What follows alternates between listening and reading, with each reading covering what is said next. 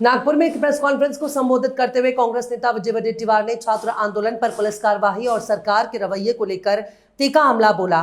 उन्होंने कहा कि अहिंसक रूप से अपने भविष्य की लड़ाई लड़ रहे निहत्थे युवाओं पर बल प्रयोग कर उनके आंदोलन को कुचला जा रहा है, जो साफ तौर पर सरकार की तानाशाही और संवेदनहीनता को दर्शाता है। वडेट्टीवार ने आरोप लगाया कि दिल्ली पुलिस की ये बर्बरता जलियांवाला बाग के जनरल डायर की याद दिलाती है, जहां प्रदर्शनकारी छात्राओं तक के साथ अमानवीय व्यवहार किया गया। उन्होंने कहा कि धक्का मुक्की के दौरान उन्हें खुद चोटें आईं और अस्पताल में भर्ती होना पड़ा, लेकिन जब तक शिक्षा मंत्री धर्मेंद्र प्रधान और गृह मंत्री अमित शाह इस्तीफा नहीं देते आंदोलन जारी रहेगा। पेपर लीक और सरकारी तंत्र की विफलताओं पर निशाना साधते हुए वडेट्टीवार ने कहा, पिछले 10 सालों में अनगिनत पेपर लीक की घटनाओं ने मेधावी छात्रों का भविष्य बर्बाद कर दिया। उन्होंने तंज कसते हुए कहा कि सरकार अपनी नाकामियों को छिपाने के लिए विपक्ष पर आरोप लगा रही है, जबकि सच्चाई यह है कि पुलिस चोरी को पकड़ने के बजाय मासूम छात्रों के पीछे दौड़ रही है। किसान कर्ज माफी पर भी सरकार को घेरते हुए उन्होंने जारी सूची को किसानों के साथ धोखा करार दिया और कहा कि तकनीकी गड़बड़ी का बहाना बनाकर आंकड़ों की बाजीगरी की जा रही है।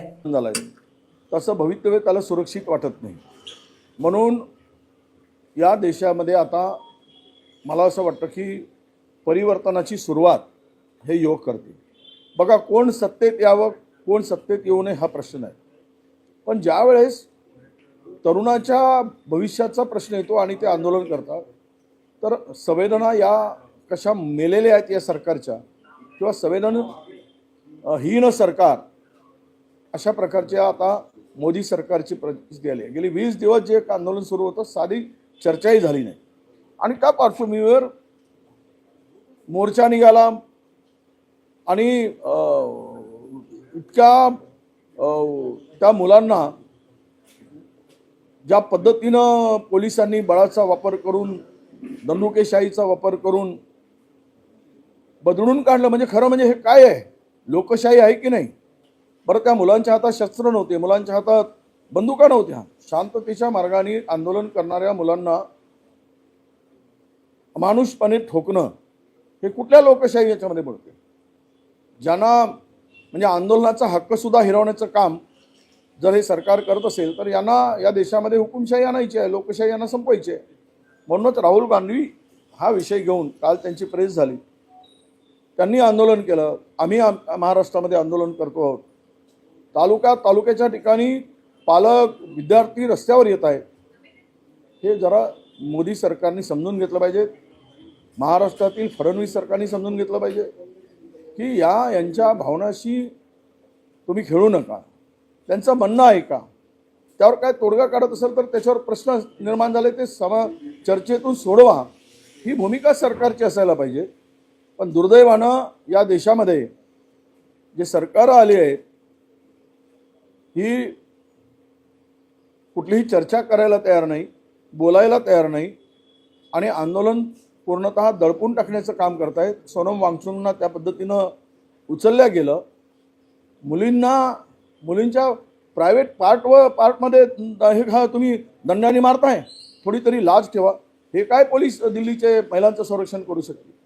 हे पोलीस महिलांचं संरक्षण करू शकतात? अशा तरुणींच्या बरोबर असा अभद्र व्यवहार करणारी जर पोलिसांची मानसिकता असेल तर या देशात कोण सुरक्षित आहे? म्हणूनच काल आम्ही ते आंदोलन केलं। हे आंदोलन सुरू राहील जोपर्यंत त्या धर्मेंद्र प्रधानचा राजीनामा होत नाही। आता राहुलजींनी सांगितलं आहे की धर्मेंद्र प्रधान बरोबर गृह विभागाच्या अमित शहानी सुद्धा राजीनामा दिला पाहिजे। हे राहुलजींनी त्यांची मागणी केली। आज सभागृहामध्ये जर हे मान्य असतील, 5 अटी दिल्यात त्या मान्य असतील तरच आम्ही चर्चा करू सभागृहात, अशी भूमिका ठेवली आहे। हे सरकार